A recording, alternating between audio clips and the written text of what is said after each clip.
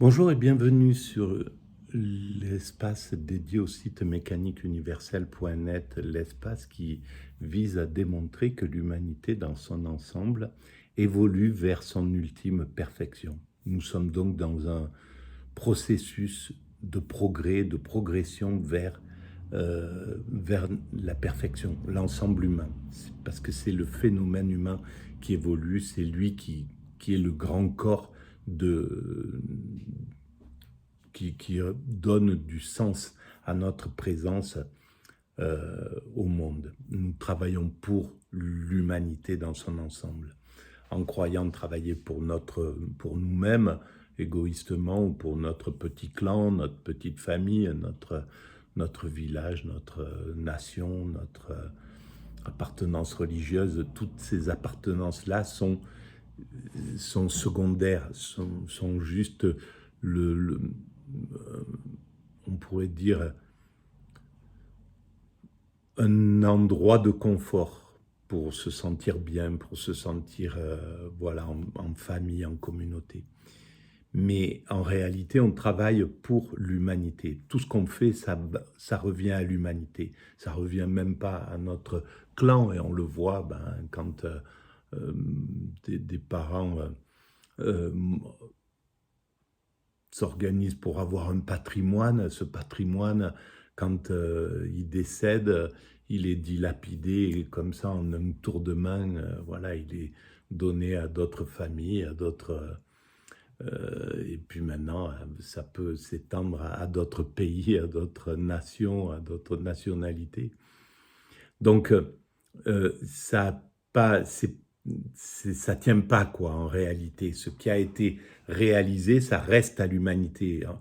Parce que même si ça passe voilà, si cette maison, quand je viendrai à quitter cette planète, à quitter ce monde, ça sera très certainement vendu, et ça peut être vendu à quelqu'un d'une autre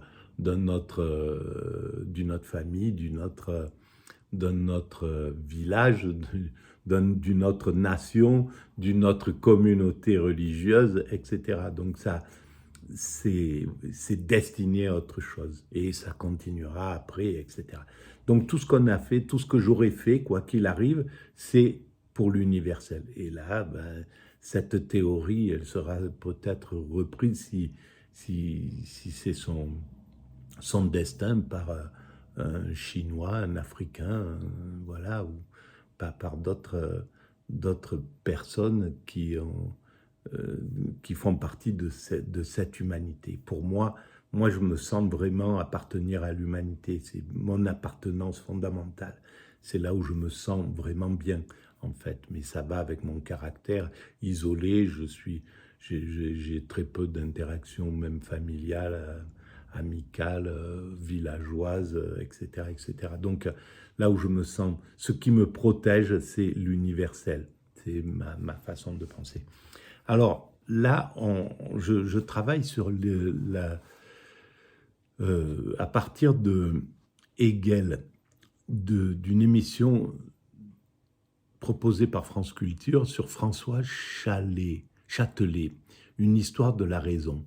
C'est l'épisode 14/20, la raison et l'histoire avec Hegel. Et François Châtelet, là, commence à parler de l'idée de progrès. À partir de Hegel, de Kant, voilà, le travail se fait là. Donc je lance la vidéo et puis je commente éventuellement.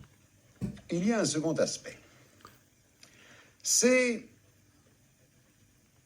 une réflexion très attentive, très minutieuse, et en même temps, nous le verrons, très dramatique, sur l'idée de progrès. Je découvre en aussi, même temps nous que avons j'écoute. vu que cette idée de progrès est un des éléments fondamentaux de cet âge des Lumières, du XVIIIe siècle.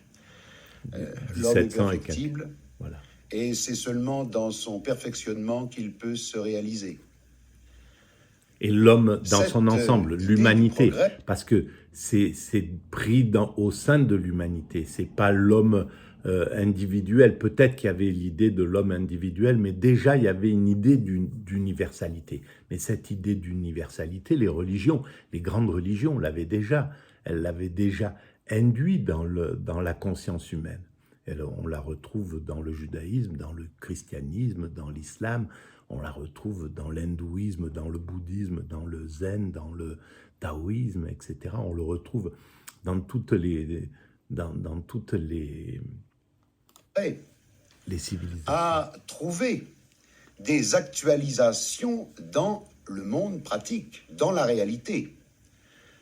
Par exemple, nous avons vu, mais cette fois dans une émission précédente, que les idées proposées par John Locke ont été actualisées discursivement dans les écrits au XVIIIe siècle, mais aussi actualisées pratiquement dans la Révolution française. Hegel... La Révolution est née de ces idées novatrices qui étaient là. Il fallait bouleverser un système qui ne pouvait plus avancer. Et c'est le mécanisme de l'évolution de l'humanité. L'humanité, c'est un grand fleuve et il n'y a pas d'obstacles qui peuvent passer. On le voit quand les fleuves ils descendent, il peut y avoir un pont, n'importe quoi. Quand c'est en crue, ça ravage tout, ça déborde tout. Donc le grand fleuve comme ça de l'humanité, il n'y a rien qui peut l'arrêter. Il y avait le système royaliste avait fait son temps. Il avait été très important, très certainement, pour l'évolution de l'humanité. Il n'est pas dit que l'aristocratie ne soit pas quelque chose de positif même pour l'avenir. Il y a des énergies, des forces, des qualités qui sont très importantes dans chaque groupe humain. Et donc, c'est important de ne pas le négliger. Mais il fallait dépasser et donc la révolution va bouleverser ce genre de choses. Et aujourd'hui, on est devant quelque chose comme ça. On est devant une hégémonie américaine, occidentale, qui ne peut pas, à mon sens, mais peut-être je me trompe, là on est devant, on est spectateur de ce qui va se passer. Est-ce que le principe hégémonique, c'est-à-dire un système dominant qui va perdurer, l'Occident qui veut se maintenir en tant que dominant, est-ce qu'il va gagner la bataille et rester le dominant pour tracer la route et les autres vont plier ou je ne sais pas? Ou est-ce qu'un système universel va commencer à s'imposer, c'est-à-dire l'adversaire direct les adversaires directs, en somme, de l'Occident, c'est-à-dire le monde africain, le continent africain, le continent asiatique, le continent sud-américain, c'est les BRICS en face de l'Occident. Est-ce que l'Occident va perdre une bataille qui va faire que le système va aller vers l'horizontalité? Là, on est sur un système pyramidal vertical. Voilà, ça, on est les témoins de ça. C'est quelque chose qui, dans les décennies qui arrivent, là, même pas, peut-être dans les années qui arrivent, ça va se déterminer. À mon sens, c'est comme ça. Voilà. Mais je pense qu'il est temps de passer sur quelque chose de plus universel. Tout porte à croire que c'est ce qui nous attend. Mais seul l'avenir le dira. Va se situer dans cette perspective aussi. Il prend en quelque sorte en compte ce qui a été établi par les théoriciens politiques et ce qui a été fait par les Français lors de la Grande Révolution.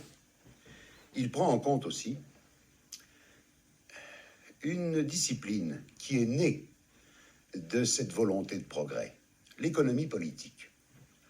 On sait que, bien sûr, les hommes, depuis fort longtemps, réfléchissaient sur les meilleurs moyens. Le problème de la production, de la distribution et de la consommation des biens.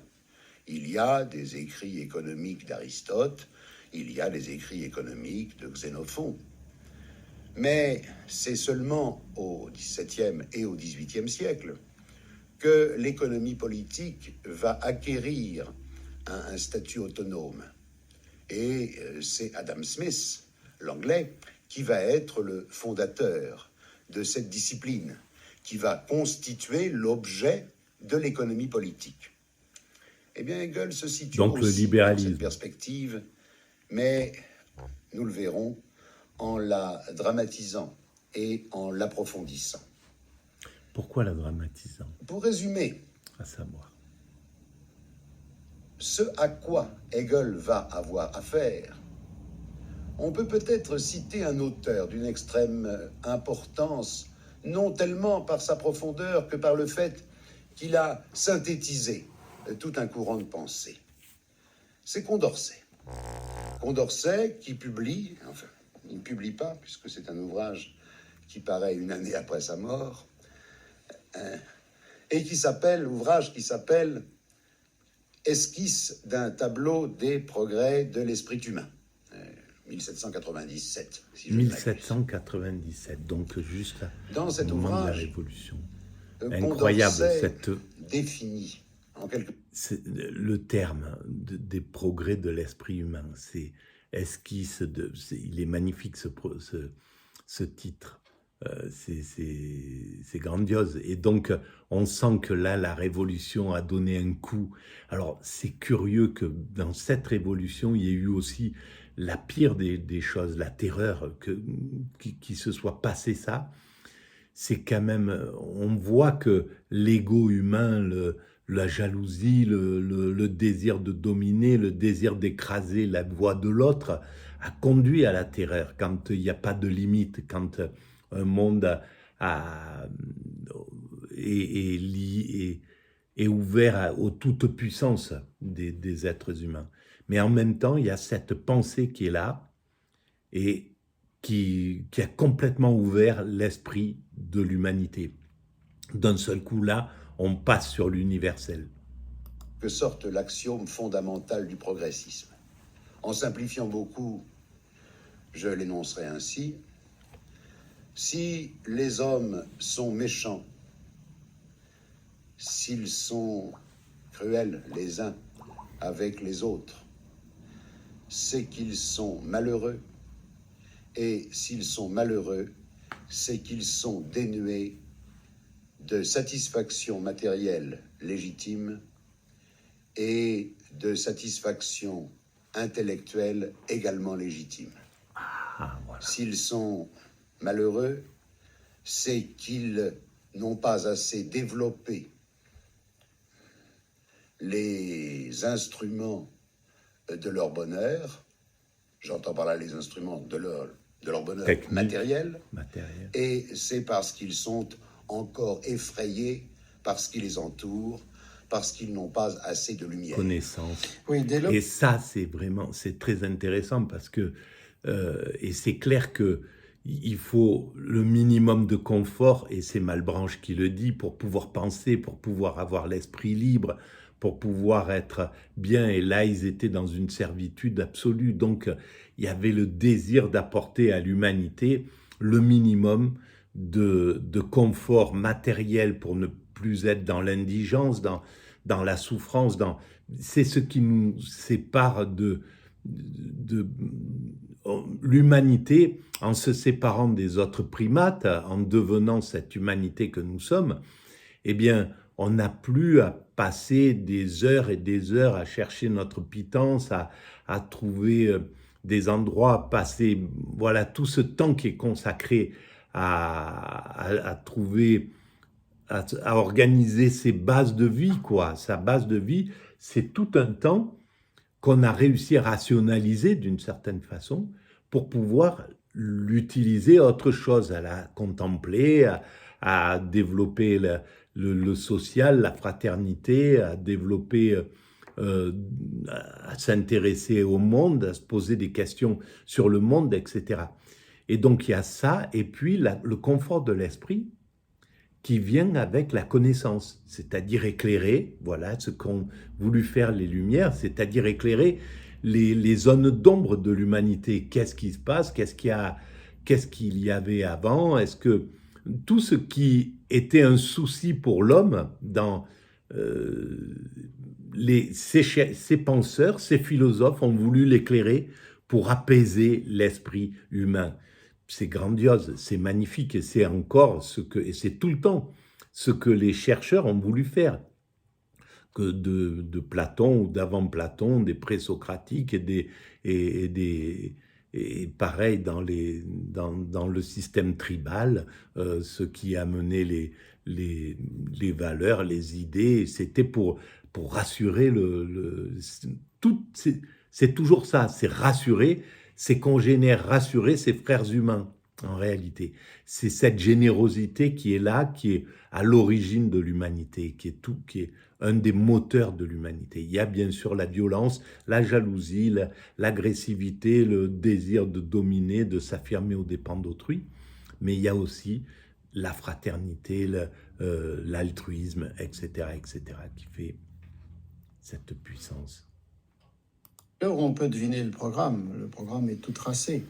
Donnons aux hommes le progrès matériel, fournissons-leur les instruments d'une meilleure existence sur cette terre, donnons-leur aussi des connaissances, et comme ils vont cesser d'être malheureux, eh bien ils cesseront aussi d'être méchants, et la paix régnera enfin sur le monde. C'est clair. C'est en somme l'axiome mais on y va. Matérialiste. C'est ce qui va se passer, quoi. C'est complètement ça. Qui correspond à la vision idéaliste de Kant lorsqu'il pense à une société des esprits qui s'établirait à l'humanité tout entière. C'est pas idéaliste, c'était idéaliste dans l'époque, mais en fait c'est prospectif, c'est visionnaire. Ce qui est tout à fait frappant dans ces événements que je viens de rappeler, c'est qu'il y a une présence de l'histoire. Je veux dire par là qu'une nouvelle dimension s'impose à la philosophie comme étant désormais indispensable à la réflexion. Dans l'idée de perfectibilité, dans l'idée de progrès, il y a cette affirmation, sans doute, qu'il y a une nature humaine, mais que cette nature humaine est susceptible de se transformer. Bien sûr. Ce qui marque certainement la seconde moitié du XVIIIe siècle, c'est le fait que l'histoire s'impose à la pensée comme quelque chose qu'il faut prendre en compte, qu'on ne peut pas récuser. Voilà, et bien sûr, et c'est clair qu'il y a cette idée de progrès, mais c'est obligé, puisque un an avant 1789, c'était un monde, un an après 1789, c'est un autre monde. Donc, ils étaient devant... Les penseurs étaient devant l'idée du progrès. Il était là, cette idée de progrès. Et donc, on ne peut pas le récuser. Et je voulais dire autre chose. Alors là, bien sûr, il faut donner des précisions. Le fait n'est pas nouveau. La philosophie de l'histoire, dans sa perspective moderne, elle date de bien avant. À dire le vrai, le premier livre de philosophie de l'histoire, c'est La Cité de Dieu, de saint Augustin, qui date par conséquent du IVe siècle. Alors, oui, moi je pense même que je mettrais le banquet de Platon dans la philosophie de l'histoire, parce que c'est la montée progressive de l'amour. Bon, mais je pense que ça a toujours été là de façon sous-jacente. Peut-être que le livre de Saint-Augustin, par contre, parle vraiment de l'histoire de l'évolution. Ça, c'est très intéressant. Dans la manière, Saint-Augustin, c'est génial aussi. Cette analyse du devenir, du développement de la cité des hommes renvoie en fin de compte à une révélation intemporelle, la révélation de la providence divine. C'est ça. La cité des hommes déjà qui renvoie à la cité de Dieu qui, elle, est historique, mais qui possède une espèce d'éternité. De la même manière, l'histoire de Bossuet, l'histoire universelle de Bossuet, qui se situe dans la même optique, est une philosophie de l'histoire. Mais il y a toujours l'affirmation que cette histoire est vue d'un point de vue qui n'est pas historique. Avec le XVIIIe siècle, il semble que l'histoire envahisse la totalité du réel. Et ce que nous aurons à comprendre à propos de Hegel, c'est les conséquences de cet événement dans le discours philosophique. Alors, est-ce que, pour résumer, est-ce qu'on pourrait dire qu'à la fin du XVIIIe et au début du XIXe siècle, nous abordons maintenant la philosophie de l'histoire dont la pensée chrétienne a élaboré les concepts fondamentaux et que cette pensée devient réaliste, matérialiste. Elle s'efforce de penser non pas une histoire intellectuelle ou spirituelle, mais vraiment l'histoire des peuples, l'histoire... Ça, c'est très intéressant. Il y a eu le spirituel avait donné la base de cette de l'idée de l'évolution vers Dieu, vers le paradis. Les matérialistes, donc cette période qui a été voulait écarter l'idée de Dieu pour pouvoir réfléchir de façon vraiment de penser le progrès de façon matérialiste, sans entrave spirituelle. Et maintenant, il est temps de pouvoir rassembler les deux, de pouvoir dire, oui, c'est technique, l'évolution vers la perfection, mais la perfection, c'est l'accession à l'extase qui est la fusion avec le divin. C'est tout le but de ma théorie, d'expliquer ça. Et en fait, voilà, il fallait se séparer du spirituel pour ces philosophes des Lumières. Ils étaient obligés pour être crédibles, pour sortir d'une autre façon de penser. Mais maintenant, on peut rassembler, on est dans le moment du rassemblement, en fait. Des nations. Et l'enseignement hegelien recueille et précise cet aspect décisif. Hegel, lorsqu'il était tout jeune, écrivait dans ses papiers personnels « Penser la vie, voilà la tâche ». Eh bien, pour lui, essentiellement, la vie, c'est l'histoire de l'humanité. Tel est donc le premier élément. On va arrêter là. Voilà, pour cette vidéo. En fait, c'est tellement bien expliqué par François Châtelet. Et ces passeurs-là, c'est tellement beau, c'est tellement altruiste, tellement généreux. On sent la générosité, le désir de transmettre.